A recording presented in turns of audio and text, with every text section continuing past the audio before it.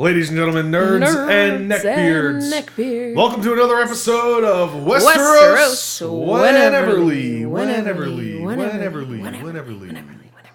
Hey, Dave. Hey, Tanas. I would like to say happy birthday to us. I mean, it's not actually, it's not our birthday, but this is our 40th episode. 40? Yeah, we're fucking 40 now. Jesus. Cheers, man. Cheers. All men must drink. Tana, tell us at what least we're 40 drinking. times. Yeah, tell us what we're drinking tonight. We are drinking Jonnie White Walker Blue Walker. Black label. Black. What? It's we had a little bit before White this, Walker so. Blue. Slushies. So we're drinking blue slushies. White Walker Blue Slushies. Yes. Okay, got White it. Walker Blue Slushies. Johnny Walker White Walker Blue Slushies. Johnnie White Walker Blue Slushies. There we go. We can do it. There we go. Okay. Johnny is the reason for the season right now. Oh, man. All right. So we had one hell of a time making these slushies. Boy, did we. They're delicious. They are so good. Tell us what's in them. Okay, so this is your first time with Johnnie Walker, wasn't it? This is my first experience with Johnnie Walker. So Dave picked up a little bottle of scotch. Yep. Tana told me, go buy this thing. Yeah, and we need I a said, specific brand today. So because they're doing White Walkers. Yep. What are you gonna do when you have a White Walker drink, Dave? You're going to walk with Johnny. That's right. That's what you're gonna do. Keep on walking. Let's see. So Johnnie Walker Black Label. Black Label. It is a blended Scotch whiskey, Yep. commonly called a Scotch. Like a 12-year aged. That's right. That's right. We did a little a taste test earlier. Yeah. Downstairs, and Dave accuses me of being very hipster when it comes to booze and alcohol, wine tasting. It's got a nice wood full body. But the best part of that was when she drank it, she goes, "We're all friends here. This went straight to my nipples." So, preface, we need to do a little stage setting this here. Went straight to my nipples. Which does sound odd if you didn't know that we were doing a neat or room temperature tasting and a chilled tasting. We started off with chilled Johnnie Walker Black. We did. And I said it was peaty and it had sort of a wood. There's a sweetness, but it's not a sort of caramel sweetness. It's a oaky, it's a wood, a smoky sweetness. Yeah. Right? And it's sort of, it doesn't feel sharp. It doesn't feel especially hot on the palate. All whiskeys are going to feel, warm, right? Yeah. But when it's chilled, you said it goes right to your head. Like you felt it immediately in your head. I felt it immediately in my brain. So took a little sip, and then I was like, well, let's try it neat. And you took a little sip of, because we're going ghetto style, like in the top of our Westeros Wheneverly shaker. We put just a, room temperature Johnnie Walker Black. You took a sip, and you were like, oh, that's warm. I feel warm everywhere. Yep. And then I took a sip, and I was like, I feel warm in very specific areas. The words Tana used were, it went straight to my nipples. I sipped it, and immediately, boing. Sort of literally, I'm quoting here. If Tana you've never felt, 2017. This is a radio show. It's okay to talk about this stuff, right? Like if you've never felt your areolas flush, like then just take a sip of Johnnie Walker at room temperature. Yeah, neat Johnnie Walker. You'll feel those areolas. All right. Welcome to Westeros Wheneverly, episode 40. Nipples. Oh, Dave, we have a lot to talk about tonight. We do, but before we do that, we have to do a quick shout out. That's right. Our good friends over at Studio. Yeah, we're using their headphones again tonight. That's right. And they sent us over a pair of their Bluetooth headphones that we have wired up as well. They have they're wireless, but they also have an aux port on them. And this is my first experience with this like super thin flat cord.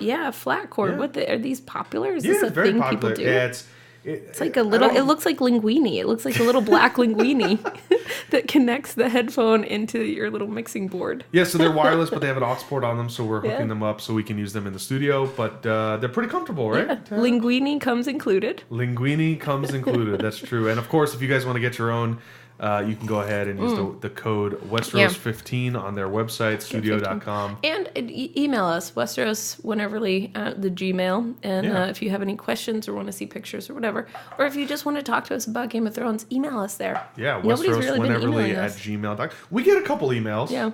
We do. I love our emails. I love our fans. Yeah, we have great fans. Yeah. But so we've got 2 episodes that we need to we need to quickly. Today. We're gonna I have these beautiful headphones on, are we a little bit loud? No. Well, you don't. No, I'm not shouty. perfect. I'm not being shouty. No.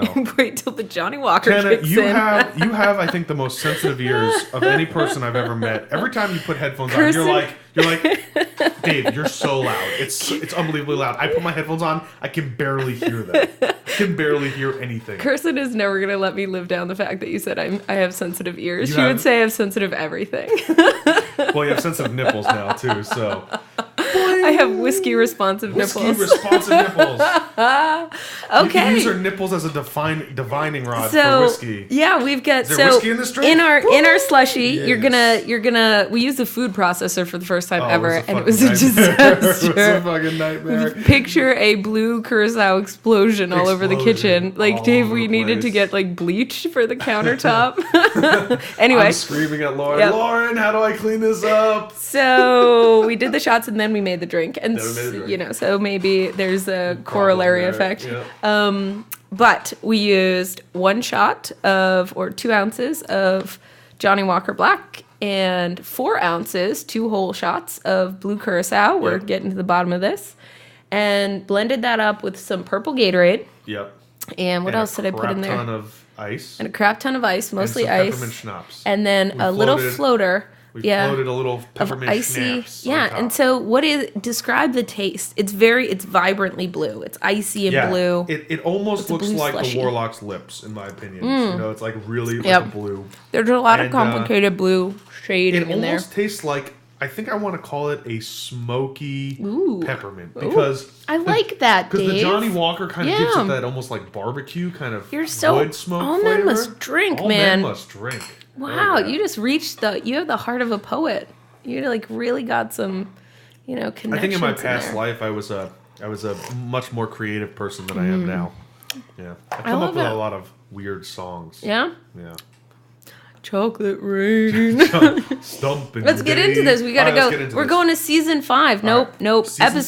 Season 7, episode 5. We're gonna start with Eastwatch because we were supposed to record it. Because Tana bailed on me. I was traveling. I had back-to-back comic book conventions. She did, but she was like, "Dave, I'm gonna bring my laptop. I'm gonna bring my microphone. We're gonna get a remote cast in. We're gonna do it. We're gonna do it great. It's gonna be the greatest remote cast we've ever done." Freaking popular I am, and how everybody just wants to hang out with me, and so I had a million friends that I had to hang out with at my booth. Trying to hurry back, but it just wasn't gonna work. So yeah, we're gonna do. Are you gonna read my notes? Yeah, really? We're gonna play a new game.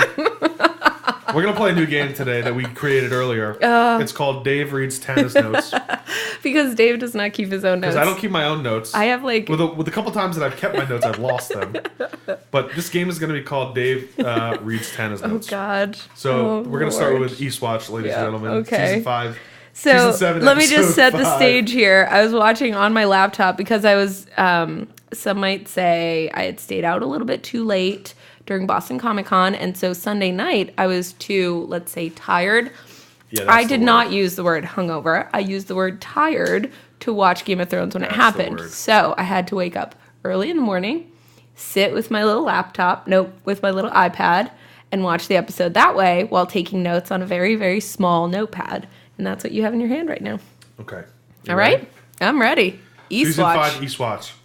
We get a mechanical ice city. Opening sequence! Have you ever seen Eastwatch before? No, we haven't. First time. Okay.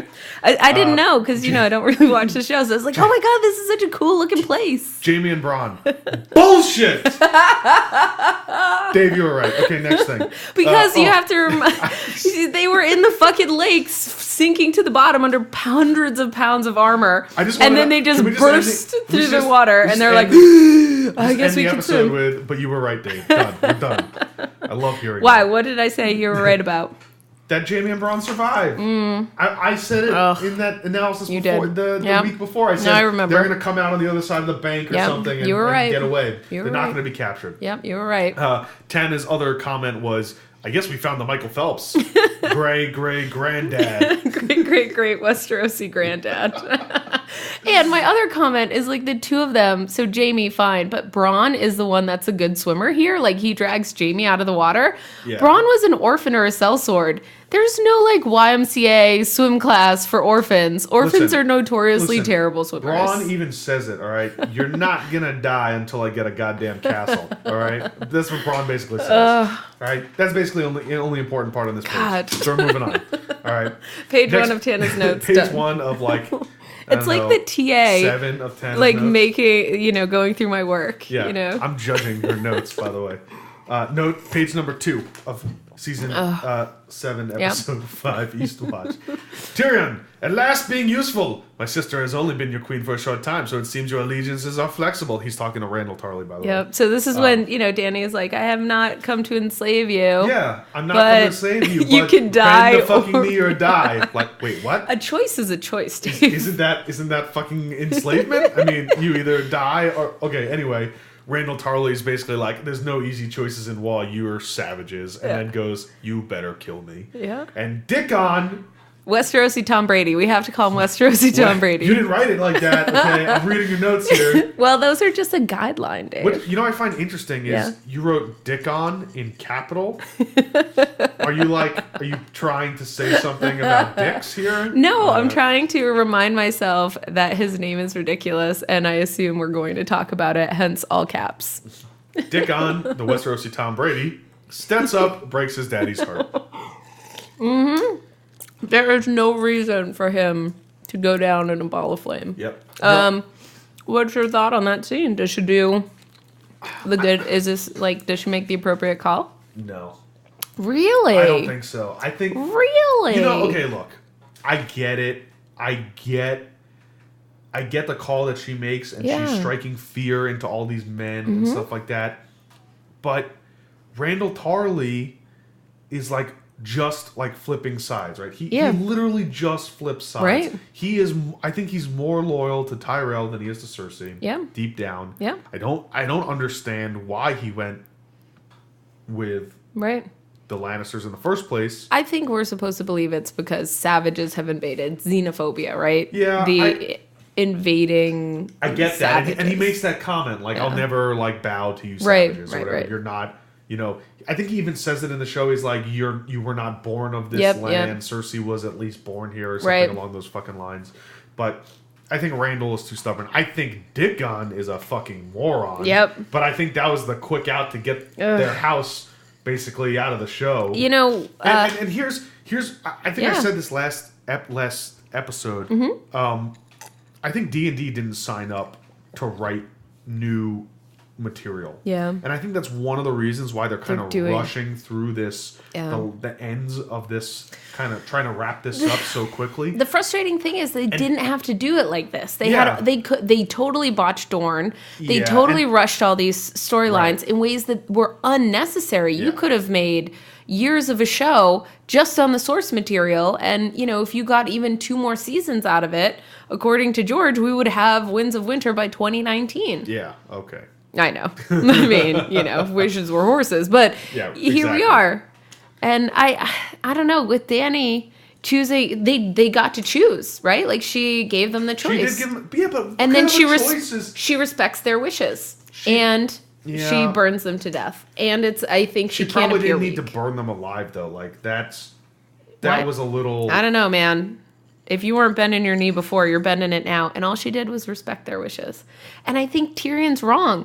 Because if Dickon bends the knee, and sees you've murdered his father, isn't he gonna... He'll have resentment, exactly. I get that. But I think he's right in the sentence that he says later on where he even says it in the next episode. This episode, the one we just watched, Beyond the Wall, I think he says it. He says, you let them make their choice, but... you didn't let them stew over it in a cold, dark cell for a little while. You didn't really let them weigh the heavy choices. And I guess they not did that. That Randall Tarley would have been that much of an ally. It's not Randall. I think that would ever change. I think Randall always has to die, but Rickon, I think, or Dickon. Dickon. Dickon. That's why I put it in capitals. I think he's the one that might change, but he could also carry a grudge for the rest of his life, and come at you hard. So I think she respected their wishes, and she ends up looking like a strong leader. They could have chosen differently. Yeah. So they made their choice, and they knew what they were doing. Yeah. What else do I got? Next scene is Jaime and Cersei. Mercenaries? I just saw the Dothraki fight. Like, oh yeah, the jumping up on the back of the horse. Jaime makes this like great realization that no fucking army will ever be able to beat the Dothraki. These guys are fucking brutal. One of the things that the show does right, because I think we're going to spend kind of some time talking about what they've botched, including Randall Tarley's whole storyline. Like, he is not wishy-washy at all. And he's another character like, you know, like the characters down in Dorne that just don't get, I think, used to their full potential. However, I think that with the Dothraki, the show does right is they were able to show us just standing up on horseback, jumping into, you know, warrior position, shooting arrows. Yes. And the shit out of that people. Visual, when you think of invading Dothraki hordes, you have this insane visual of them doing this, you know, 1,000 horses deep, in unison and sort of just cutting through the Lannister lines ferociously. And I think that that is something that's a gift, right? Like, now I get to imagine that kind of thing. I was also doing it in the books, imagining it. Yeah. But now, like, you've got it, you know? Yeah. And it's there's scary. epic. It's scary watching that. And it's a big scale stuff. So Jaime says that Cersei's acting as if Jaime, you know, is telling her something, whatever. Mm-hmm. Jaime says, you know, Olenna poisoned Joffrey. And she doesn't want to believe it. No, she's like, no, she's like, no, Tyrion. Yeah, it's Tyrion and Sansa. And Cersei's like, no. It was Olenna. She told me that on her deathbed after she drank the poison. Like, there's no reason for her to lie to me. Jaime speaks to her in terms that she understands. Her daughter was going to marry Joffrey. Would you want Marjorie to marry Joffrey? Like, our son was a fucking psychopath. This is Tana's quotes. Yeah. Jaime's like, our son fucking sucked. I think we can all agree, Cersei, that our son was a fucking pile of shit. Joffrey was a cunt. Okay? He really was a little cunt, or whatever. She says that at the end before she drinks her poison wine. Yep. So basically, that's the end of that scene. Yep. No more important stuff happens. Yeah. Jon Snow we cut to Jon Snow. He's watching his auntie come home. These are Tana's notes, by the way. I'm reading them verbatim. Jon Snow watching his auntie come home victorious on Dragonback. That's right. Drogon smelling that sweet, sweet Targaryen blood. And also, probably, Jon pisses his bleachers. Please don't eat me, please don't eat me, please don't eat me. I think I did write all that down. You wrote all of that down. My notes, I mean, I'm an artist. My notes are really quite amusing. I love this. Tana writes, Dany's lady boner, scratch out, throner is throbbing. You've totally, like, affected my whole life here. Dany's lady boner, scratch, throner is throbbing. I should scan these and, like, put them up as a behind the scenes. And then, who strolls up? Captain Friendzone himself, Jorah Mormont. I added that part. Oh, no, Captain Friendzone? I added that part. I was like, whoa, I am clever. No, sorry, I added that part. All men must drink. All men must drink. Yeah, man. Blue slushies, White Walkers, woo! Tana's notes go on to go. Jon is like, what the fuck is this guy? I thought we had a whole thing here. I touch your dragon. I touch your dragon. You touch my dragon. Snake. Trouser snake. I touch your dragon. Yeah. You touch mine. Good we do a Lord. little thing. Yep. We make some more little three-headed babies or whatever. Okay, we basically cut out there. Ravens are outside Winterfell's. A little baby Cleo is watching Raven visions. Oh, fucking shit. This is Tana's. These are Tana's fucking notes. Little baby Cleo. I'm assuming that's Bran. Yeah, that's Bran. Bran is watching Raven visions. Oh, fucking shit. Yeah, it's like Werewood TV. It's just like zoned out. Flicking through channels. This is Tana's notes. Again. I'm going to keep saying that so that you guys don't think this is me talking this ridiculousness. But first thought, there isn't enough dragonglass in the world. Second thought, one dragon would end this zombie army in a single afternoon. Float and burn, baby. Float and burn. Like float like a butterfly, sting like a bee. I just want to reference, though, that we get to see what dragons do to Undead Army in the episode Beyond the Wall. That's right. Which we'll get to in 3 more pages. Which we will. Of Tana notes. Oh, 4 more pages, sorry. One was stuck together. They're small. They're small. They're very small notebook. Quickly. Yeah. And I'm skipping, the annoying, boring stuff. The annoying, boring stuff. I'm just giving you guys the highlights. Because you come to us for in-depth analysis. No one should come to us for quippy one-liners. Can I tell you something adorable? So I was not home for the last 2 episodes, but Kirsten has been watching without me, and she's been watching without me and taking notes. She's been taking notes? Yes. And so on yesterday morning, we were watching this week's episode, Eastwatch, together on the couch. And a part would happen, and she would pause it, and then she would, like, excitedly turn to me on the couch and be like, do you want to know what my note was for that? Like, the part where, I'm going to just jump ahead, where they kill the polar bear, and they stab him in the eye with dragon glass. In the head, yeah. And she was like, did you maybe want to start with the little tiny dagger that's going to kill the giant polar bear, or do 5 other guys have to die first? Go on. She was like... so, speaking of that polar bear, if we want to just jump to that... let's jump to that scene. We can hop around. D&D really used that Yeah. as a reminder to people. This is a very TV show thing to do. Like, something happens earlier in the episode, we know something else is going to happen later.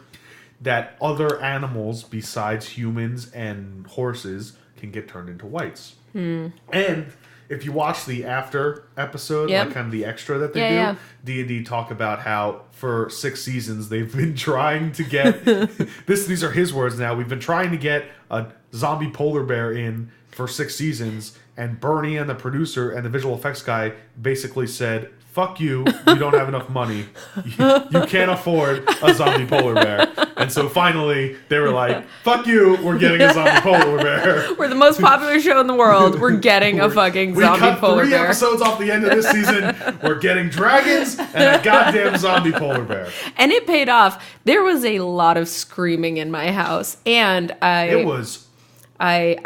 did not see that polar bear train coming. They really caught me on that one. It was really well done, and I like that he bites Thoros. Yeah, and thrashes him a lap. Did you get a lot of like Revenant from that? Do you think they just borrowed the special effects from Leonardo DiCaprio's The Revenant? I was like, oh, this is just a grizzly bear scene. Oh yeah, we just steal that? No, I don't think so. But yes. Smash him around a little bit. I was like, oh, I've seen this. Leonardo didn't have a flaming sword in the mouth of a zombie fucking polar You're so bear. right. Okay? What was I thinking? Jesus Christ, Tana. All right, back to Tana's notes on season episode 5, Eastwatch. Yep. Oh, last thing, there was a Snapchat that I did see on the Sunday night when I was not watching the episode where Kirsten had seen the polar bear and screamed, and it startled the 2 little dogs so much that they were howling and running around the house like maniacs because they thought the world was ending, and that was pretty cute. So please go on. Okay, back to Eastwatch episode. Sam is hellbent and getting kicked out of school. He is. And Slytherin Maester gives Sam a nod. That's basically it. Monty Python, Life of Brian. Yeah, do you see that little like conclave? Have you ever seen the movie The Life of Brian? Yeah. Where instead of saving Jesus or whatever, it's been a long time since I've seen the movie, but they just sort of contemplate what they should do, and they sit arguing around a table while the world is ending outside, and they don't actually decide anything. And it seemed really, really similar to me. Yeah, I wondered if anybody else. Basically, that's what happens. Yeah, if you guys also picked up on that, tweet me at Tana Ford. Let me know. I love this next note. We go to the next scene. Tyrion talks to himself while Varys taps the Winterfell letter. That's what you wrote. Well, that's what happens. They have a conversation, Tana. Yeah, but he's all like... this was actually really good. This part I liked. This what you took notes on. Yeah. The scroll. Did you read it? It's a sealed scroll for the King of the North. Sip some wine. What's it say? Nothing good. There has been really, really good dialogue. Very entertaining dialogue this entire season. And I said this earlier in this when we were talking earlier. Yep. I said... I think D&D didn't sign up to write good, like, plots.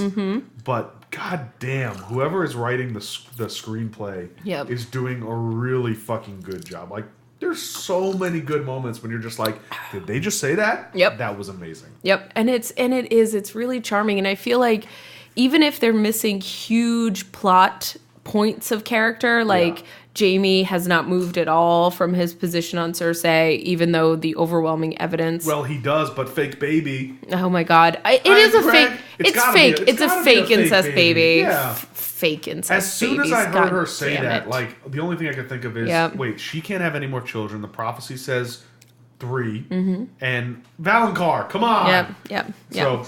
Yeah. I think that's going to be the straw that breaks the camel's back, is like something's going to happen and Jaime and Cersei's going to flip out and like in a fit of rage scream at Jaime, that son wasn't even real. I lied. I lied to you about him, or something along those lines. Yeah, I've been sleeping with Moon Boy and Kettle Black. Jaime's going to just strangle the shit out of her. That's what I can say. You know what? With that disjointed thought, you could actually be one of the writers on the show. I could be. What do you mean disjointed thought? That's a fucking perfectly reasonable thought to have. All right? Moving on to the next page. All right. What scene are we at? Who's in this scene? Sansa and Arya. And I'm not a fan of their bickering back and forth and this kind of feud thing, but it's all manufactured. It is 100%. Here's my question, Stump Dave. Question 1. Yeah. Oh, actually, it's not Stump Dave. Oh, it's actually opinion. If it's Stump Dave, we have to play the theme song. And right? I want That's to my very rule. much. Yep. I'm gonna prepare some good Stump Daves when we get back to the books. But opinion Dave. Do you believe that Littlefinger would be able to lead Arya around? We need a theme song for Dave's opinion now. I'm trying to think of one. It's gonna be. It'll be like Family Guys. It really grinds my gears. It really. Now it's time for Dave's opinion. Mm-hmm. You know what really grinds my gears? You know what I really think about that? When Arya gets led around by Littlefinger. When Arya has led on a wild goose chase by Littlefinger just to point some fingers back and forth. Yeah, it's so stupid. I do not believe. So the show can do whatever the show wants, but character Arya would not fall for this. I think from the get she wouldn't be led astray by Littlefinger. Yeah, I agree. And an interesting thing I read on Reddit today was it was a comment in a thread. Yeah. And it was after this episode, Eastwatch. Yeah. At least in episode 6, Beyond the Wall. Yeah. We don't ever see Arya and Littlefinger in the same room or in the same place together. Yeah. And so the comment goes, what if Arya kills Littlefinger and puts on his face and starts messing with Sansa to try to see if Sansa's loyal or not? I don't think that's what's happening. Right. But it's an interesting thought. That is a very interesting thought. I think it's, as ridiculous as the show is, but ultimately they've got to be leading up to Littlefinger's arc as a villain, right? We've reached the end of the line with Littlefinger, and so he's got to go out in some sort of villainous blaze of glory. And so to build up the tension around that, they need Sansa to get closer to him, maybe. Yeah. Him to be successful in sowing seeds of discord. But in winter, the lone wolf dies and the pack survives. I think both Arya and Sansa know that. And while they are different as sisters, they both love each other. They realize in their absence in the books that they actually love each other and they can appreciate each other's differences. And I think that Arya would know that Sansa was being, held. Manipulated. Yes. Yeah, I agree. She was a child, all of this stuff. I think there would be more of an understanding, but it doesn't serve the story. So David and Dan just cut it all out and smush it all up. Smush it up. Ugh. All right, next scene is Davos and Tyrion, which, by the way, at this point in this episode, Eastwatch, I think we start to get some really amazing dialogue at this point.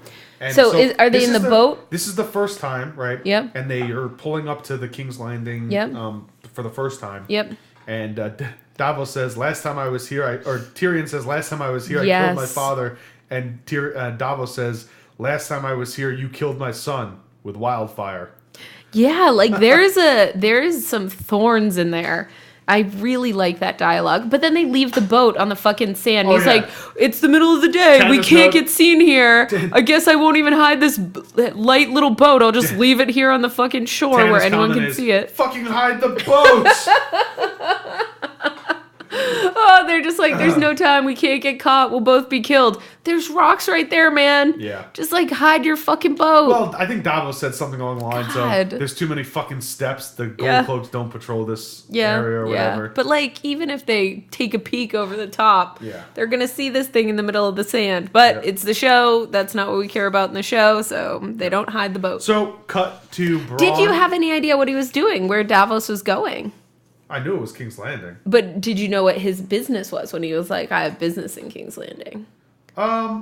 Did you have any guesses? Were you like, is he going after a weapon? Is he getting information? I honestly didn't put it all together until we get to that scene where a hammer is hitting an anvil. So he's on the street of steel. Yeah, he's People on the street are of making steel. weapons People are making everywhere. Armor, and I go, oh, he's fucking Gendry. Like, I had no. As soon as that happens, I'm like, the blacksmith is coming. Yep. But before we get to that scene, Bronn and Jaime and Tyrion. Oh, that's Bronn underneath. is leading Jaime down there, and he's like, we've got to train. That's right. You've got to fight. Why are we training down here? So no one can fucking see you. Right. And then Tyrion because you comes suck. out. Bronn's, I like that Bronn is friends with both of them. I like that he's got this friendship with Jaime. I think it's interesting to see them all see each other again. I thought the tension between the two brothers was very believable. But then, I don't know. Do I have any notes on it? About you Tyrion? Just say emotional scene. Emotional scene, yep. It's just fraught. And then it cuts to Davos and Flea Bottom. Yeah. He finds Gendry Smith. Yeah. Nothing fucks you harder than time. He's got great one-liners, man. He fucking says, I thought you'd still be rowing. A fucking huge nod to the internet meme. Gendry's like, let's get the fuck out of here, grabs his warhammer. He's like, no, I'm ready to go. We gotta go right now. Come on. Okay, Davos and Davos is now on the beach with Gendry. They put their fucking... And this, by the way, this scene blew my mind completely because Davos... It shows who he was. He's a fucking smuggler. He knows how to get out of every situation. Yep, and he's calm. Gendry's ready to like throw into fight. Gendry's like ready to grab the warhammer and beat the shit out of his these guys are like, what the cloaks. fuck? And you know, he's just like smooth old man. And he's just like, how many gold pieces? Last time I was here it was 5 or something like that. Like 5 gold pieces each. Yeah, and the gold cloaks are like 15 and Davos is like, oh, fuck me. Yep, and then he's like, each. Yeah. And he's like, God damn it! Yeah. Fine. Yeah. And then they're like, oh, let's check out the boat. Let's go over here. And of course we see Gendry's giant, amazing warhammer. And I thought that this whole scene was great, right? Because Gendry's ready to like throw down. He's wound super tight. And you think Davos is almost reaching for the warhammer, but he quickly flips the canvas over. I mean, it was perfect. And he was like, look what I got here. A little fermented crab. And... what I wanted to do for our shot was do a shot of fermented crab, like God. a little bite of fermented crab for you and I to do. However, crab is gross, and I did take a picture of some crab. Crab is delicious. Some crab salad when I was back up in Massachusetts. They had it 2 ways at Roxy's in Quincy. He gives both after a little bit of back and forth. He gives a little bit of each to the gold cloaks, and then he says, "Now you best get to your favorite establishments before you poke a hole in those cod pieces." Or like your chainmail or whatever. There were a lot of like really amusing. And of course, at the worst jokes. fucking time, Tyrion walks down the steps. This motherfucker. The gold cloaks are like, they're like. Dwarf with a scar? What? Tyrion? We think we're gonna turn you in now. Yep, and then Gendry takes his fucking hammer and bashes the shit out of him. Yep, little Robert Reborn. We see gruesome. Gruesome. The head's exploding and that face. Ugh. We Warhammers. See next is Cersei and Qyburn. Qyburn says something along the lines of... what are they up to? Like, I made this, it's almost finished, or something along those lines, I think. Or here it is, or something like that. And then Jaime comes they're in the middle of some talk. And Jaime interrupts them. Yeah. And Yep. And I forget what they're talking about exactly, but basically... I think we're only supposed to hear mumbles of it. The end of this is Jaime's like, we need to give up. Or Oh, I remember. Jaime comes in and says, I met with Tyrion. Oh, and yeah. Cersei goes, oh, yeah, I know Bronn. She's like, Bronn, I have eyes everywhere. I know. You think something goes on in this castle and I don't know about it? No, I know everything. I have eyes everywhere. I'm watching you, Brother D. And then she says, but I'm doing it all for our new child. And she, like, touches her stomach. And she's like, I'm pregnant, Jaime. And then he's, like, totally overcome with emotion. Yep. And he passionately kisses her. And she says, immediately is like... Don't ever betray me again. God, what a bee.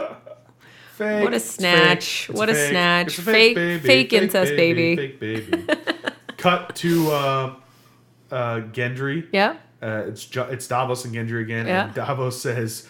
are they rowing or are they back on Dragonstone? No, they're back on Dragonstone, and they're walking towards the cave where Jon is. That's right. And Davos goes, He's got don't tell him who you are. Just you're a friend. You're going to be Cletus or whatever. Yeah, whatever. This is who you are. Mm-hmm. And Gendry's like, Davos comes up and says, Jon, this is, and then Gendry walks up and goes, hi, I'm Gendry. I'm a bastard Gendry born. Baratheon, that's right. Bastard born of Baratheon. They have a good exchange back and forth. They have a really good exchange. My dad, I'm a bastard of Robert Baratheon. You're Ned Stark's bastard. They were best friends in real life and fighters. We're fighters. We could be best friends. Jon goes, you're skinnier. He's like... Gendry goes, you're shorter. All these short jokes, man. All these short jokes about Jon. Who knew he was such a little shrimpy wimpy? What's up with the short guy jokes? Well, he's the best at brooding, so... Oh, he's got the little man brood going on. Wolf pack of two. Davos, nobody mind me. I'll be over here, and all I've ever done is live to a ripe old age. Nobody mind me. Oh, Davos. He had some really, really great one-liners. And then they teleport up to Eastwatch, right? Is that the next scene? Well, first, we got other stuff? Have some questions here. It's funny because I wrote these notes and I haven't looked at them since a week ago. And so I have no idea what they say. So I'm really feeling like how you must feel. On the first episode of Stump Tana. Stumpin' Tana. Unfortunately, I'm not going to play the theme song because this is Stumpin' Tana. Yeah, Colin, we're gonna need. Yeah, sorry, Colin. Yeah, we're gonna need another remix. We're gonna need the remix edition of Stumpin' Tana. Stump Tana. Got these questions in my mind, and all I'm thinking is pissing on a 15-year-old girl. No. Isn't that what R. Kelly did? Oh God, but no, but yeah. Okay, anyway. Oh God.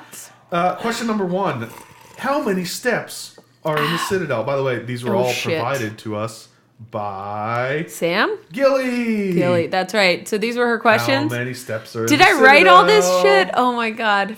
1,533. 15,782. Damn it. I had the 15 right. How many windows in the Great Sept of Baelor? 783. God damn None, it. because it the blew Great up. Sept of Baelor is blown up. That was the joke, and that's really fucking funny. And then the most important part of the entire episode. Yeah.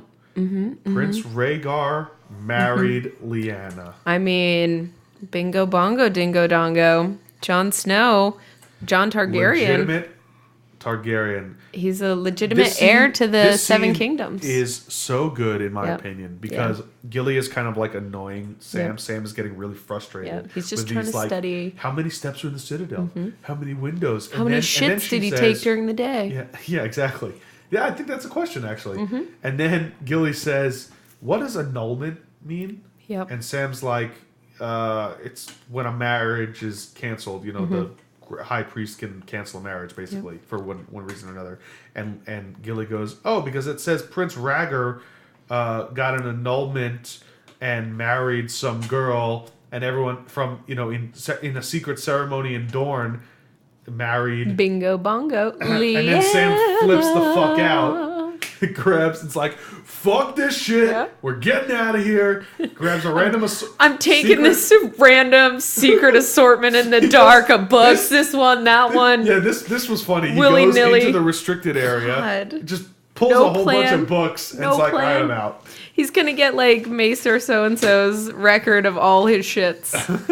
God, thanks for saving that one, Sam. cut to Peter Baelish finally being Peter again. Although Littlefinger going Littlefinger, as you said. Although, with the death of Randall Tarley and Westerosi Tom Brady, Sam's ownership of Heartsbane, his family sword, is legitimized. He is the rightful heir to that sword now. As the only remaining male heir of that line. He has it anyway, so it's... He stole it, but now it's rightfully his. Yeah. By rights. True. And a man of the Night's Watch can inherit a sword, right? Like, yeah. Mormont was going to give his to Jorah until Jorah was a dick. Yeah. So, Slaving. You know, that's his ancestral family sword. So even though he stole it in the dark of night, it's, you know. So I was like, oh, okay, so I'm glad you have your sword. It's not just hanging on a wall. You can go kill some whites with it. Yep. We already talked about Littlefinger doing little things, so we're going to skip that. And the how next unbelievable scene it is Tormund, and it's at Eastwatch. That's right. They get to Eastwatch, and Tormund's like, we captured some people, and That's right. they're talking with Beric and the Hound and stuff like that. And a very sober Thoros. A painfully sober Top Knot. Thoros is like, how many queens are there? 2, and which one do you need to convince? The one who has dragons or the one that fucks her brother? He's like, how many queens do you Southerners have? So many queens. Both. Davos says, I'm a liability out there, don't you know? And they're all like, immediately, they're like, you are, yeah, Yep. stay here. Yep. Stay behind. Don't come with us. It's like, what the fuck do I know? I only lived to a ripe old age. Some more good dialogue. Yeah, right.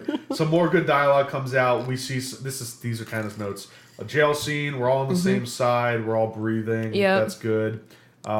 They were pulling something behind them. Yeah, and I wondered if there was going to be a big reveal at the beginning of next episode. Yeah, like if they were bringing some weapon. Because I was like, we don't see it. You know, they're all like teamed up before the game, and then the gate goes up, and they all like go out into the snow, which looks utterly miserable. Yeah. You know, they walk out in a winter storm, and then the next one, right, which we're getting into right now, Beyond the Wall, these motherfuckers, like, it's smooth sailing. They're just walking, no snow, nice brisk day. So, yep. I did have an interesting thought about Beyond the Wall, because there were a lot of people online. We're back to Tana having her own notes. I don't want to do this anymore. Because these ones are not as entertaining as those ones were. I was on fire with those notes. There's a lot of people on the internet who are like, D&D fucked up the timeline. There's no fucking way a Raven could get back to fucking Dany, and then Dany could fly there. But here's what I have to say about that. Okay, it's a show. A, it's a show, but B, Yep. I think it's realistic that the Night's King was waiting for them to get more people. I don't think... And plus, ice is not going to freeze over in one day to thick enough that they can walk on it again. Yeah, an entire army. An entire army. So I wouldn't be surprised if they were on that rock for 4 days. No, I disagree. I think that there is a blending of... physics and biology and reality that they just don't care about. They just don't care. There was a huge snowstorm, and they're going to release a raven. The raven's going to take days to get down to Dragonstone, and then Dany's going to have to mobilize and fly all the way up. They just don't care. What is the ASP velocity of a rapid-flying raven? And we have to talk about Gendry, world's fastest untrained ice marathoner. Yeah. Boy didn't have a goo. He didn't have a little power bar. He didn't fuel up. Gendry Maraetheon. Not Baratheon, Maraetheon. Dude was just like running for days. And I was like, come on, Forrest. You can't expect... Like, it is so absurd. From the beginning, this plan is utterly absurd. Yeah, but how else is the Night's King going to get a dragon? That's the thing. They need to get the Night's King a dragon. I totally get it. But this could have been the proper thing to do for any intelligent person at a war council. You want proof? Fly fucking north on your dragon. Fly your fucking dragon. Go cuddle up with Jon on your dragon and fly over them at a safe distance. Oh, recon. That's all you need to do. We need an SR-71 Blackbird. That's all you fucking need, man. Right? Like, and there's no reason to put anybody else in danger. You can just bundle up, somebody make that woman a fucking saddle for the dragon, and let's just, like, pack a snack and go north. Pack a snack. Okay? Jon can just show you the rivers of dead men, right? Yeah. Like, here they are while you're, cuddled up on your dragon safely you're and too high. Right. And what the fuck is this fucking like Dungeons and Dragon God party? almighty. I mean, it was kind of cool because it's like you got like an undead, fan service. You got a priest, you got a warrior, you got a barbarian. I hadn't even thought about it in those terms. You got like a level 2 smith. You got a fucking paladin. You got a warlord. I mean, it's literally like it's so true. It's like literally everyone's D&D party. It's so true. I didn't even think of that. I think that whole quest was created by a dungeon master. I think a dungeon master was like, all right, boys, this is what you're gonna do today on the tabletop. Roll, see if you. This is what happened. This is exactly what happened. Tormund is getting swamped by undeads. Yeah. Roll to save your life. Roll a resilience save. Oh, you roll a critical hit. The hound comes in with a hammer and knocks them all off, and you survive. Kirsten tried, because she had seen this before me, she tried to sell it like Tormund was going to die. Yeah. And, I was like, oh, not Tormund. And as soon as she was like, I know, that one really hurt. He's such a fan favorite. And I was like, I gave her a quick side eye, and I was like, he's not going to die. I was like, you just capitulated away. If you really knew he was dead, that wouldn't have been your response. So, I think... Almond drink has the ice, blue, white Walker. My smoky peppermint Jonnie White Walker smoky blue peppermint. Slushie. Smoky peppermint, man. And it's good. I like this thing. It's pretty good. And it has a nice, it's a subtle peppermint. It's not an overwhelming peppermint. And so it just adds a little bit of like elevation to the drink. Yeah, I like it a lot. Yeah. So I think D&D are now doing this thing where they're sprinting to the finish. Well, yeah, I said this earlier. They didn't sign up to write new theories or new content, new plot lines. When left to their own devices, they're going to write about slavery. Yeah. No, guys. but I think they're now doing this thing that George R.R. Martin is. They're afraid to do what George R.R. Martin did, which was kill fan beloved. Yeah. Because honestly, killing Tormund there would be a George R.R. Martin thing to do because the fans are fucking in love with Tormund and Brienne. And it would just terribly, terribly piss off so many people. So what I like about the series is, and I think the show had done this in the beginning a little bit, even good people or people that we find to be our heroes, like Ned, they make fatal mistakes. He clings to his honor and gives Cersei a way out. It's the honorable thing to do. Yeah. Instead of acting swifter, having more men around him. Or listening to Littlefinger. Yes, you've got chances after chances. But if you make a mistake in the Game of Thrones, you win or you die. Yeah. And you need to be sort of ruthless. And so when people are making these mistakes, when King Robb makes a mistake and fucks a girl and falls in love with her and decides to burn the phrase over it, he fucking gets murdered. You can't make mistakes. My question to you is this. How many murder-worthy mistakes did Jon Snow make, not just in the whole arc of the seasons, but in this episode alone? By my count, 4. Really? Yes.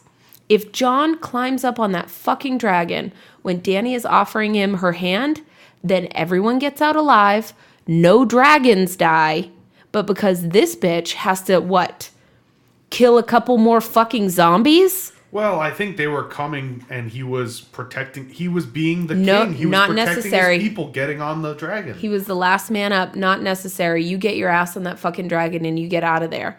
And so he makes mistake after mistake. He also gets tackled and goes into the fucking ice, right? You have 40,000 zombies taking you down to the bottom of a frozen lake. Yeah. But somehow, against all of biology and physics, you, in all of your armor and exhaustion and heavy wool, fur, whatever, get your sword up. It looked like he was wearing leather. Even if you have a wolf skin in freezing water, right? You're not pulling yourself out of that lake, buddy. But you got to also remember, right? He's a fire white at this point.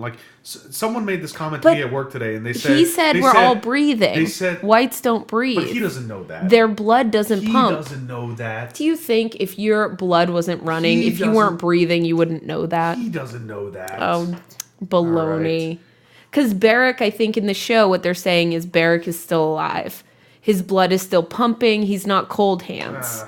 Right? There's a difference between Beric and cold hands. Cold hands is fucking cold hands. He's an ice white, so there's the difference. Yeah. I think, so the show is going to do the show. I think, and, guys, write to us, tweet us, let me know if I missed something big, but I think Jon is supposed to still have blood pumping in his veins. So let's say and breathing. Because he says we're all still breathing. To be honest. You'd have to be super dumb to not know that you were breathing. That makes sense, though, in my opinion, though, that he's got blood, because otherwise he ain't going to be able to get it up. And he and Daenerys... They have to make some sweet, sweet babies. They need to make some Targaryen, sweet incest babies. I can't even speak her name. I love how everyone's like, incest is wrong. Stop, brother fucker and sister fucker. And then everyone's just like, Jon, fuck your aunt already.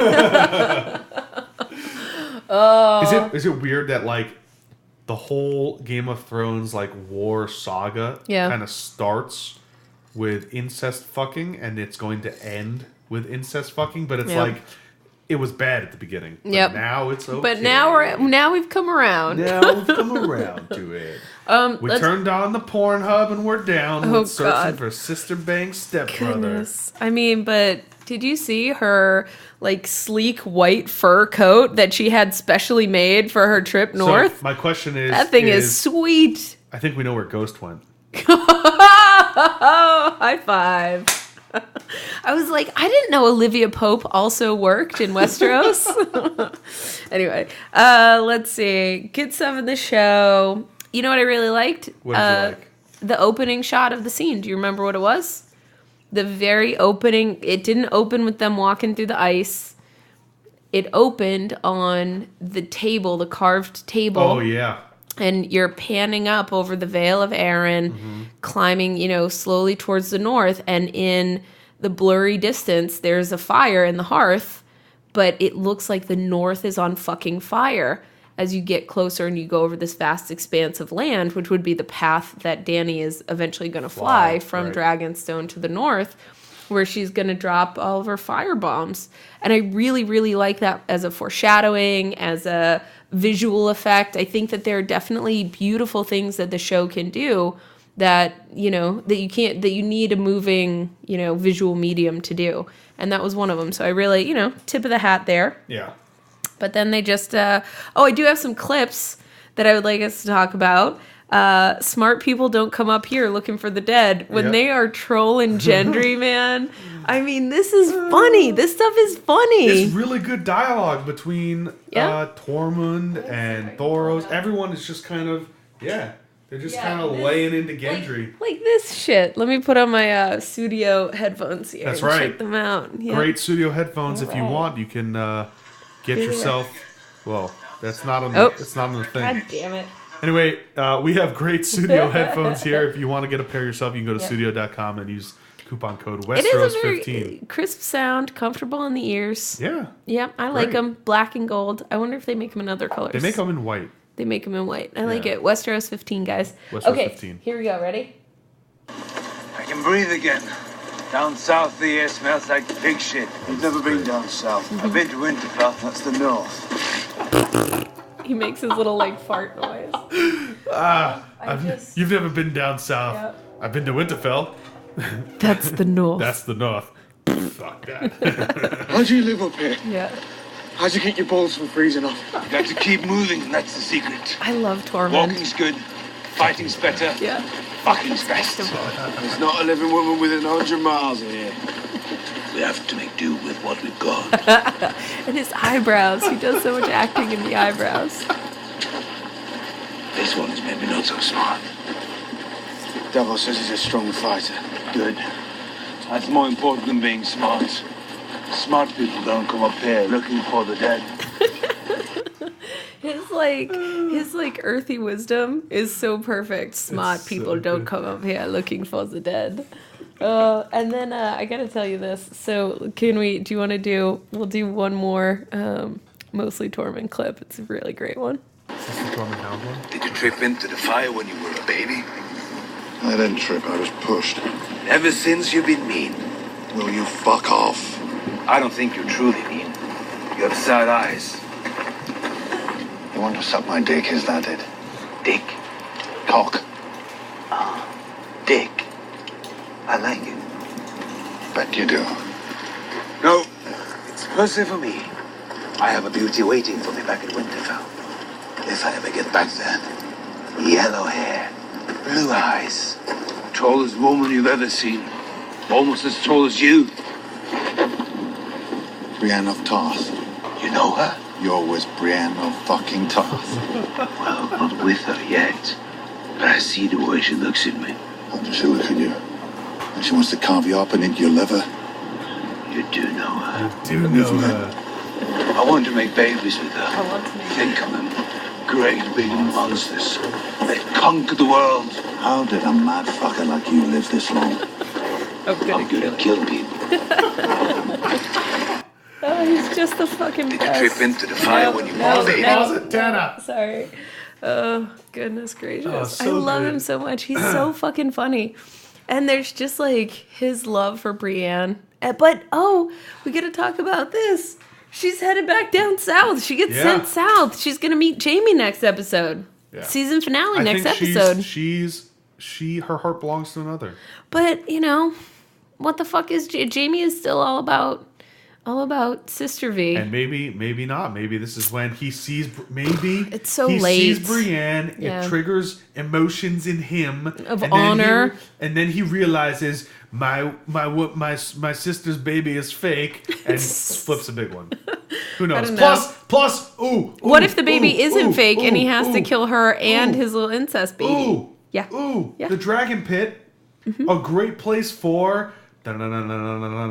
Clegane Bowl. Because he is going to see his fucking brother, right? He's going to see his Because fucking Clegane's going bro. south. They're That's going to right. meet up with Cersei That's because, right. plot doesn't matter and anything goes and Jon can never be killed. Because hypothermia doesn't affect him, apparently. He's a fire white man. He's got fire in his blades. And then Benjen comes out of nowhere. What? Because Hold on. Doesn't drown, doesn't get on the fucking dragon in time, is responsible for Needs the a death of horse. his men. Yeah, is responsible for the death of his men, His red and the shirts, death his of a random dragon. wildling That's red right. shirts. That's right. And the death of a dragon. Oh, but don't worry. He doesn't sink to the bottom and freeze. He pulls himself out. No zombies notice him somehow, even though 50 of them went in the water with him. And then, just when they all do notice him, guess who comes saving the day? So I Benjen. think- At what point do David and Dan not punch themselves in the face and be like, we are being absurd? I think though, this was D&D's way of completely tying up the Benjen Stark story. Because No, it's them being like, fuck, we forgot to do anything with him. Oh, Right, you know what? Let's just get rid of him really quick. that's what I'm saying. They're tying him up. Ugh. They're getting rid of him because they don't want to do anything else with him, right? Yeah. He's done now. Right? Of course, I a guess, fucking Dave, I fucking guess. chain with a fire mace on it works much better. Except on he got two guys and then went down. Wasn't really a blaze of glory. Well. Although, can I tell you what I'm doing right now? Also, hold Yeah, on. please. You can't get on a fucking horse. There's no time. There's no time. There's no time. And they Peace. were like, it needs to be his uncle so he'll listen to him. And I was like, it needs to be his uncle because suck my dick. Like, you guys don't know how to write a good story. This is absurd. But this is why we're here. Dead dragon. You know what I'm doing? I'm pulling a Gendry. Be naked too. She needed your blood. Yes, thank you. I know that. Could have been worse. She wanted to kill me. But they would have killed me if it wasn't But for they Davos. didn't, did they? So what you whinging about? I'm not whinging. Your lips are moving and you're complaining about something. That's whinging. And that's what I'm doing. This one's been killed 6 times. You don't hear him bitching about it. Stop whinging. So I'm whinging about it. Yeah, I'm you definitely whinging about it. Let Yeah, me you see. are. Let me check my notes and I see what kind else of, we you know got. what? Yep. I'm kind of feeling this because this is kind of like old Tana. You Yeah. know? This is like a show hate Tana. You know? I don't think they can turn this around in the next episode. It's a season finale. It's Yeah. the longest episode to date. Okay. They have an opportunity. Was this our longest episode of the season? This past This one? was the longest episode of the season. Okay. I don't know if it was the longest episode overall. Yep. But the next episode I like- is going to be the longest episode out of all Ever. 7 seasons. Okay, so a lot's going to happen. And we've got Brian going to King's Landing. We've got Jon Instead of Snow Sansa. going to King's Yep. Landing. Is We've Tyrion got Cersei. going? Danny? Dany and Who Tyrion knows? are probably there, but in the preview, we don't see them. We only see Jon. I think Tyrion had said that they're going to have 3 dragons and the city will burn if she tries anything, but let's not have a backup plan of our own. Well, yeah, but they only have 2 dragons now. Right. Because we saw another Olympic... this fucking thing. We saw another Olympic act. Did you know? The javelin. That was so great. You saw the meme that was like American Gold. American Gold, yep. Did you know that job creation in the North is huge among the Ice Whites? They have been slaving for hundreds of years to make the world's most gigantic chain out of nowhere magically appear in the far fucking north where humanity doesn't exist. So fine, let's make a fucking gigantic triplicate chain. I'm gonna pull a quote. Ridiculous. I'm gonna pull a quote. Yeah. Now, okay, and you're gonna feel ridiculous. Okay, please. In a world where there are dragons, can I tell you, and fire magic, I think some ice white zombies of magical creatures created by children of the forest could magically create a giant chain. Sure. Like, that's fine. Of course they have the biggest chain you've ever seen in your entire fucking life. Which, yes, they of could have course. got them in Hardhome. Which, of course, works underwater, under ice water. Like, these people have never actually been in the cold ever in their lives. Like, this is not how things in the frozen wasteland works. At first, I tried to explain myself, like, okay, maybe they, like, dredged it, like, they just ran hooks along the bottom, hooked into the dragon, and dragged it up. Because, I mean, you're bringing it back to life anyway. What do you care what kind of quality it's in, right? Right. But I rewatched the episode this afternoon. They put a little, They actually like wrapped the chain around its neck, so it's like there was another meme where they showed the Night King in a scuba gear with chains underwater and a dragon. So like I'm imagining him in a scuba mask. I can't. Can I tell you? Let's switch gears. Like so many people were mad today at work about the fact that he's like one shot, one killing these dragons, and I'm like, guys.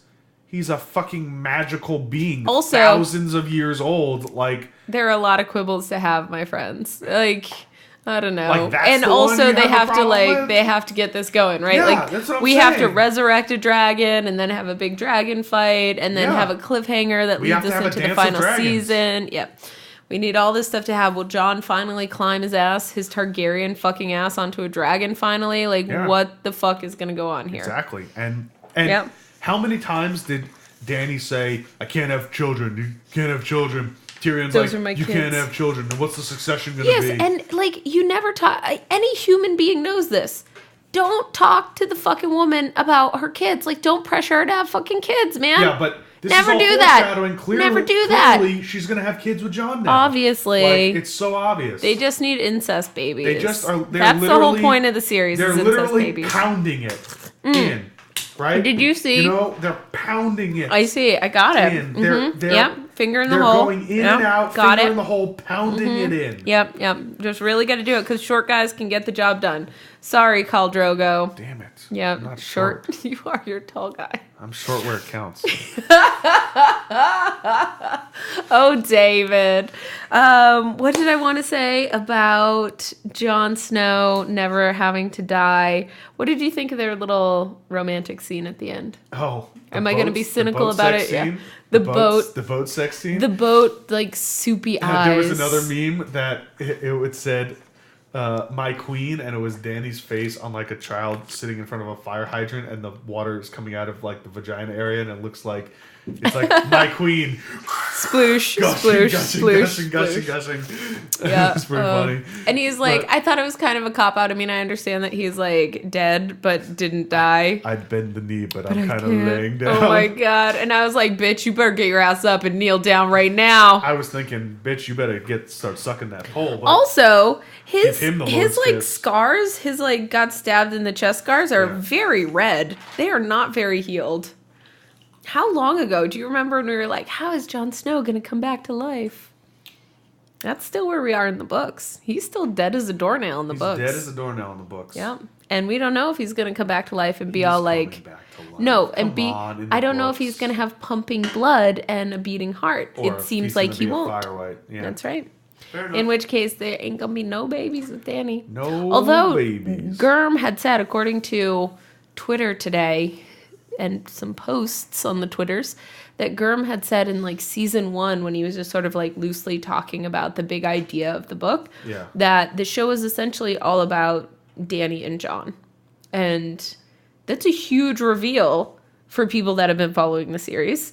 Now it seems perhaps obvious, but way back in season 1, he's just running his mouth about it being about, you guys didn't want to spoil that for me? You didn't want to say that to me? Years ago when I'm like, who's Dany gonna get with? Why is she dating guys in Marine? Like, what? No one? All right.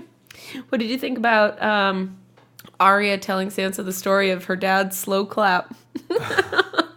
Good old Papa slow clap. I liked that scene. I think that scene was well done. Okay. And I got it. Mm-hmm. The scene I didn't like was Sansa rummaging through Arya's fucking bag. Yeah. Finding a bunch of faces. She finds a bag full of fucking faces. Where'd you get those? My time in Bravos. And she's just like, no big deal. Here's Walder Frey's fucking face in your bag. Do you want to just talk about this? And she's like, I have things. I'm going to stand weirdly near you. And we're going to play the game of faces. And we're going to play the game of... You try to lie to me. Yeah, and it didn't end well for the last one. Arya, if I'm Sansa, I'm like, why the fuck are all my siblings the weirdest motherfuckers on the planet? Can one of you people be normal? Talk to me like a human being. Arya, you have a bag full of human faces. Let's say we'll do the lying game in a second. How about you tell me about these fucking faces here in your bag? Yep. Dude, this is not, you don't get a pass here. You get to talk about the bag of faces. Arya's trying to be like a sneaky person in this, and it's just... Sansa isn't her enemy, and none of us are believing that it is. So it comes off as forced and ridiculous. She hands Sansa the dagger and then turns her back to her, walks away. That's like she's going to stab her or something. It's like clearly like a test, but I mean, like, it's just... It seems so contrived to me. It's just... I'm at that point in the show, I watched it, but when it came on the second time, I just looked at my phone. Yeah, I was just exactly. Like, I don't care about this. And can you explain this part to me? Which I'm gonna part? just do one more audio. Excuse me, one more burp, and then uno más audio clip. Because I don't get what's happening here. So think about the whole episode, and we know that Brienne gets sent to King's Landing, but what the fuck is this? It didn't make sense then. It doesn't make sense now. You may have disagreements, but you would never betray your family. She would if she thought I was going to betray Jon. Is that what she thinks? I don't know what she thinks. I don't know her anymore. Perhaps Lady Brienne could help. She's sworn to protect both of Catelyn Stark's girls. Is she not? She is.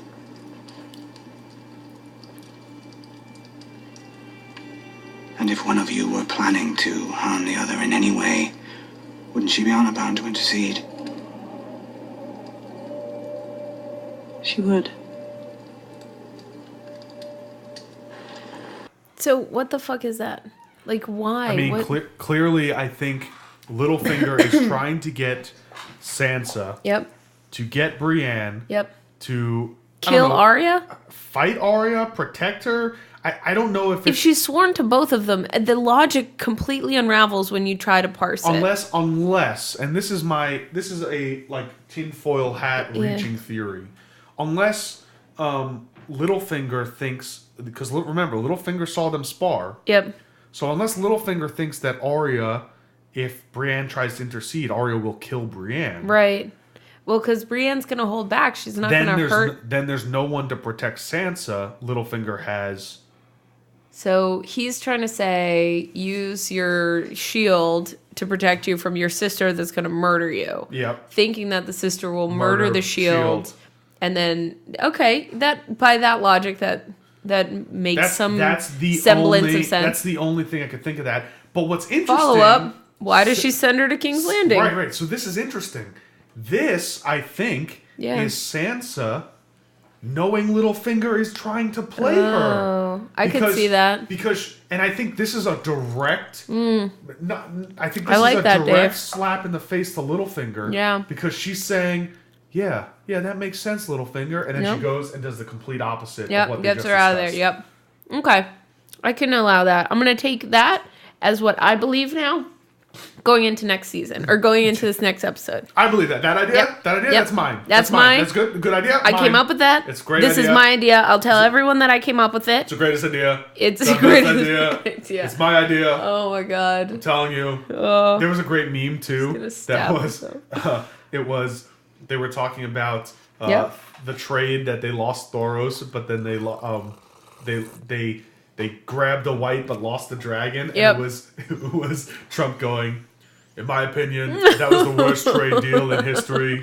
We should never have made that trade deal in history. It was the worst trade deal ever. Well, it was. And we can blame John because he's an idiot. Mistakes. Oh my god, I can't with this guy. What about zombie dodgeball? Did you pick up on this? Dodgeball? Oh, yeah, the rules of cunt. dodgeball. Fucking cunt. No, the rules of dodgeball apply to zombies, apparently. Did you ever play dodgeball like this growing up? So we're all playing dodgeball. I get you out. I get that guy out. I get another kid out. If they get me out, all three, you get to stand back up and you're back in the game. That's not the rules of dodgeball. That's the rules of some kind of dodgeball. No, dodgeball, the rule about getting people back in is... You kill the person that killed you, and the people come back to life. That's not how you play dodgeball. Dodgeball yes, it is. No, it's... Because if you catch the dodgeball, they're out. If you catch a dodgeball, a person on... The person who threw it is out... And you get to bring one person back in on your team. Baloney. That's how dodgeball all works. I know is... Haven't you ever watched the movie? Okay. All I know is... Dip, duck, dive, and dodge. Dodge, dip, duck, dive, and dodge. If you can dodge a wrench... You can dodge a wrench. You can dodge a ball. No, man. If you were in my hometown, I don't know, during gymnasium class, then you would... have played dodgeball this way. Tana. I think it was a way of getting more kids to just Tana. run around and be crazy. You grew but up every time somebody that in got the out worst place ever. a ton of people Close to Boston. It was pretty great, man. All right. We had good dodgeball rules. So here are the rules. We packed the cat whoever you down get the out stairs, and we played the dodgeball. No. All right. You pack the cat and have it, Yeah, there you go. Dude, we got to go to the Packy this week. I was back in Marshall. Apples? No, you don't even know. And I had to go. We did a clam bake one night, and I ate some lobster, and then Old we went Bay? to the Packy. Little Old Bay? There was no, I had Oyster Bay, though. That's in Long Island. Yeah. Oyster Bay is in Long Island. Is it? Yeah. Yeah, nice. And let's see, we have Wellfleet oysters and wait, Duxbury wait. oysters, and yep. Back to Game of Thrones. Anyway, back me up out here, guys. That's how you play dodgeball. So zombie dodgeball. No. If you get that, tweet us at Tana Ford. You're wrong. This is what I want. If you get the king at white Tana out, Ford, everybody you're else wrong. is back you in. don't know how to play dodgeball. That's right. what I want. At Tana Ford, you're wrong. You so don't know how to play dodgeball. at Tana Ford, you're wrong. That should be my new handle. It'll make all my harassers online. At Tana Ford, you're wrong. At Tana Ford, you're wrong. It's so perfect. Hey, you said it in your notes for Eastwatch. Bullshit. But Dave, you were right. Oh man, what did you think about Dog throwing that rock?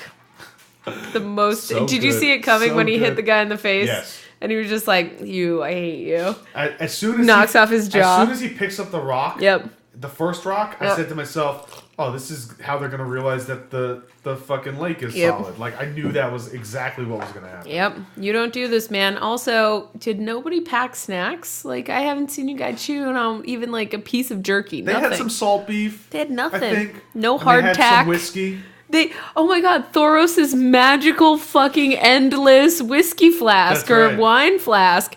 I was like, Gendry takes a sip. I'm the like, Hound takes a sip. yeah, everyone's they're pouring it I all love over this. him. He's been he is visibly drunk when we first see him. Thoros goes out the way Magical. he lived. Thoros went out the way he lived, covered in whiskey.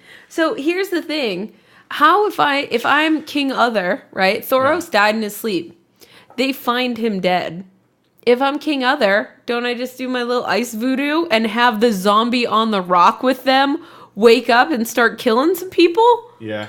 Right? Like, get your shit together, David and Dan. There are so many fucking holes in this plot. You could drive a Mack truck through them. You could drive a dragon through them. Yeah. Come on, man. Well, they did. They drove a dragon through the hole in the ice, and they used their chains that they've been making. Chains, right? Yeah, that's the best industry. very rapidly You don't know how growing long industry. it took them to get that dragon out because my time is God. going. That could have been 6 years they took to Yeah, get that. Danny's been sitting on the Iron Throne for 10 years now. Her grandchildren, all the little babies. That's the twist for next week's episode. All the little babies, like he finally gets it out of the snow. All the little baby. Time has to move differently for a white and for a little king other. Things you're looking forward to next episode. Do you think we're going to see Clegane and Robert Strong? Part of me thinks we're going to see Clegane Bowl, but part of me is also like, that's probably something that they are going to start with of the next season. Yep. Like, I think they're going to maybe lead They up have to that. set the stage. They're going to set... I mean, this is the first time all these people are together. Maybe we'll see some... What is Clegane going to do when he sees his fucking zombie brother still alive? So... air quotes, alive. So... There's a couple things that go through my mind about Clegane Bowl, right? Is it really going to be a trial by combat? Because, who would be the trial, right? Like, there's 2 queens there. Well, we get we get that idea from the books, and they've kind of scrapped the books. So it could be a new iteration. It could be D&D just like making it very simple because Sandor sees his brother and is like, fuck this bitch, and has to, kill him again for good. Yeah, maybe. I don't know. What else? What's Cersei gonna do? I think Cersei is trying to set a trap. Of course, she's got to be. This is a trap. Why is everybody showing up? Everything is so stupid now. You are so stupid. But fan service. We get to see all of our favorite characters in one place. Yeah. I don't know. I'm honestly. Does Jon get a dragon? I don't think Jon gets a dragon. Really? I don't think he gets a dragon next episode. But he's pet one. There's one floating around. So you think he's gonna ride Rhaegal? Yeah. Rhaegal? Whichever one is not. Viserion died. Is it Viserion? Yeah. Well, god damn it. The white dragon. The white dragon, which probably in the book would have been Jon's, right? He's the white wolf. Yep. I don't know, man, but he's also dead, so maybe he's warging the ice dragon when it dies, because he's already dead. He's a white, so the dragon's white, so it kind of works. You think that's how they get the dragon back on their side? Jon's like... No idea. Someone said to me, he goes, do you think Jon Snow's going to ride the ice dragon? And I said, what? The ice dragon is on the other side of the war. Like, that doesn't make any sense. No, but he's like fire and ice, so he's like an ice dragon. Yeah. And I said, yeah, I get that, but you do realize the Night's King made the white, and they're fighting the Night's King. Like, that's not going to happen. And by what we just learned in this episode, by the way, huge... Dodgeball rules. No. Huge If you rule, kill the guy that killed you, the guy, everybody else comes to life. Except they die. Oh, yeah, they die. Okay. Damn it. Yep. Not dodgeball rules. Anti-dodgeball rules. Yeah. Anti-dodgeball rules. What are you looking forward to for next episode? I'm looking forward to... By the way, I'm going to apologize for sniffling this entire time. I've been sick for the past, Great. weekend, now you tell me. Yeah. Now you tell me. Yeah. Yeah. It's all right. You got hard nipples. You're good. Not since earlier, Dave. Not since earlier. I'm very much looking forward to Danny and Cersei first meeting. I think that'll be an exciting tension moment. They both have these huge expectations of the other one. Yeah. They've just been hearing tales and tales and tales of the other one. So it'll be interesting to see how they react to each other with their preconceived notions. Yep. So. Very much looking forward to Jaime and Brienne back together. Yes. Let's see. Clegane's meeting each other. It's mostly everyone, as terrible as the show, the flimsy plot of the show had to be to get us here, I will be rejoicing that we are here, that all these characters are sort of smashing into each other. I'm interested to see if we're going to get any character moments of friendship and brotherly stuff between Gendry and Jon Snow. Yeah. I think that would be cool. I wonder where Sam's at. We're going to see Bran again. What the fuck has Bran been doing this whole time? Yeah. Also, it's completely absurd that Sansa had said to Littlefinger she hadn't heard from Jon in a month. Or, it's been weeks. Jon's not going to drop one of his lightning fast ravens over to Winterfell to be like, P.S. Dragon Queen didn't kill me. on my way back north, gonna steal a zombie, coming back south, like just giving you the heads up. Sam's going to Winterfell, so I mean, is that where he's headed? I'm pretty sure that's where he's headed. We don't know for sure. That loop's gonna close next episode too. Yeah. So we're gonna have a bunch of people that have Valyrian steel weapons and knowledge of others. Who knows what are in Sam's secret books? So I mean, they have a good shot. Yep. And then are we gonna see what's his name with the Iron Fleet? We got to see Drunk Uncle come back. He's going to have to be. I bet he sets the trap. He's probably setting the trap. Yep, he's setting the trap. So I think we see Drunk Uncle, Cersei pull some shit. Definitely, because I think there's a scene in the coming trailer where Theon's like on a beach and he kind of falls. Oh yeah, that's right. So that's got to be Drunk Uncle and Yara doing something, right? Yeah. Man, I don't know. So we'll see what... We'll find out next week on the next episode of... Westeros, wheneverly. I really like Johnny Walker. It's pretty good. I'm so glad. Warm equals nipples. Warm equals cold nipples. Equals right to the head. Yeah. And guys, if you want a good scotch, I gotta say, I drank Johnny Walker Black once in my life when I was still in college and had no appreciation for the finer boozes. But this is my first time having it as like a proficient connoisseur, and it is delicious. It's real, and I think it's reasonable. It's like $30. It's not. $30. It's not a bank breaker. $7.50. I mean, 750 mils. Just not too bad. Do a little taste test at home. Little warm, see what happens with your nips. Yeah, little cold, see what happens with your head. It goes straight to your nipples too. I wonder. So my favorite drink. Send pics. No, I'm just kidding. Definitely no. We're not that kind of podcast. Just kidding. My favorite drink is a Manhattan, but I call it a Tanhattan. You make it with usually a rye whiskey, but I wonder if I can make it with scotch. I don't know. I might try it because the flavors, it has a very evocative palate. So try it out, guys. Let us know what you think. Let us know. Thanks for listening. We'll see you next week or next time. On the season finale of Game of Thrones. I've got a Game of Throners. We might even have some special guests next week Danny, on our definitely. podcast. Yes. So, we might. I'm trying to get Kirsten to come and sit in. I think because she's been taking notes that she can be convinced to come in, but she might be a little standoffish. She's going to be a little acidic. I think that's just sort of how she's going to be. But we'll have to figure out microphone situation and stuff. Mic situation. I have a mic at my house. I don't know how many imports. Yeah. How many? Okay, well. And I also have extra headphones. And if we need any extra headphones, we can get them Studio. Westeros 15. Yep. Use Westeros 15 coupon code. Show them that you care about us. And Johnny Walker Black, feel free to sponsor our Johnny show. Walker Black, if you're out there, we'll take some more bottles for free. All right. Thanks for listening, everyone. And we'll see you next time. See you later.